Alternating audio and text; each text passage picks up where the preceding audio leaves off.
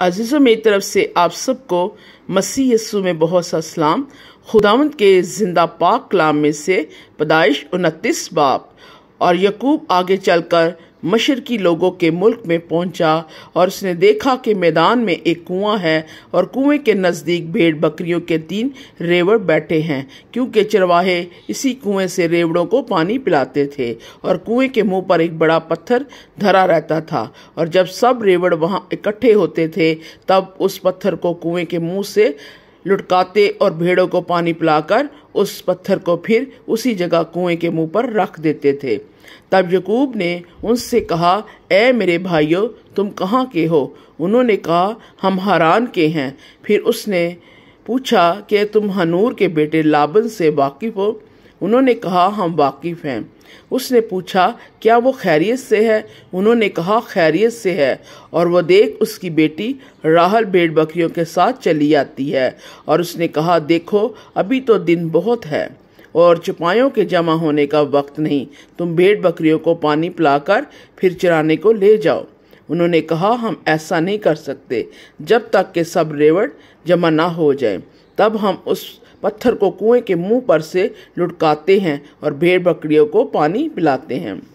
वो उनसे बातें कर ही रहा था कि राहल अपने बाप की भेड़ बकरियों के साथ आई, क्योंकि वो उनको चराया करती थी। जब यकूब ने अपने मामू लाबन की बेटी राहल को और अपने मामू लाबन के रेवड़ को देखा तो वो नज़दीक गया और पत्थर को कुएं के मुंह पर से लुढ़काकर अपने मामू लाबन के रेवड़ को पानी पिलाया। और यकूब ने राहल को चूमा और चिल्ला चिल्ला कर रोया। और यकूब ने राहल से कहा कि मैं तेरे बाप का रिश्तेदार रिबका का बेटा हूँ। तब उसने दौड़कर अपने बाप को खबर दी। लाबन अपने भांजे की खबर पाते ही उससे मिलने को दौड़ा और उसको गले लगाया और चूमा और उसे अपने घर लाया। तब उसने लाबन को अपना सारा हाल बताया। लाबन ने उसे कहा कि तू वाकई मेरी हड्डी और मेरा गोश्त है। सो वो 1 महीना उसके साथ रहा। तब लाबन ने यकूब से कहा, चूंकि तू मेरा रिश्तेदार है तो क्या इसलिए लाजिम है कि तू मेरी खिदमत मुफ्त करे? सो मुझे बता कि तेरी उजरत क्या होगी। और लाबन की 2 बेटियां थीं, बड़ी का नाम लिया और छोटी का नाम राहल था। लिया की आंखें चुंदी थीं पर राहल हसीन और खूबसूरत थी, और यकूब राहल पर फ्रेबा था। सो उसने कहा कि तेरी छोटी बेटी राहल की खातिर मैं 7 बरस तेरी खिदमत कर दूंगा।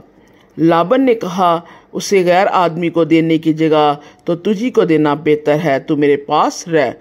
चुनाचे याकूब 7 बरस तक राहल की खातिर खिदमत करता रहा, पर वो उसे राहल की मोहब्बत के सबब से चंद दिनों के बराबर मालूम हुई।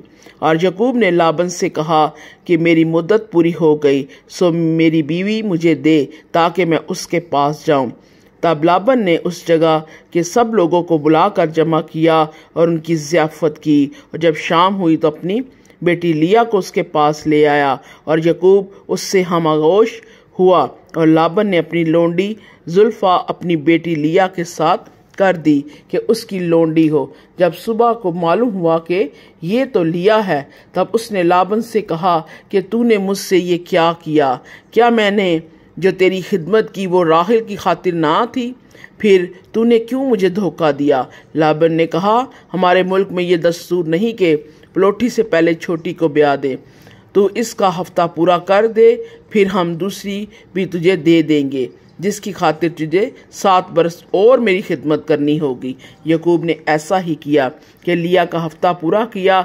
तब लाबन ने अपनी बेटी राहल भी उसे ब्याह दी और अपनी लोंडी बिल्हा अपनी बेटी राहल के साथ कर दी कि उसकी लोंडी हो। सो वो राहल से भी हमआगोश हुआ और वह लिया से ज़्यादा राहल को चाहता था, और 7 बरस और साथ रहकर लाबन की खिदमत की।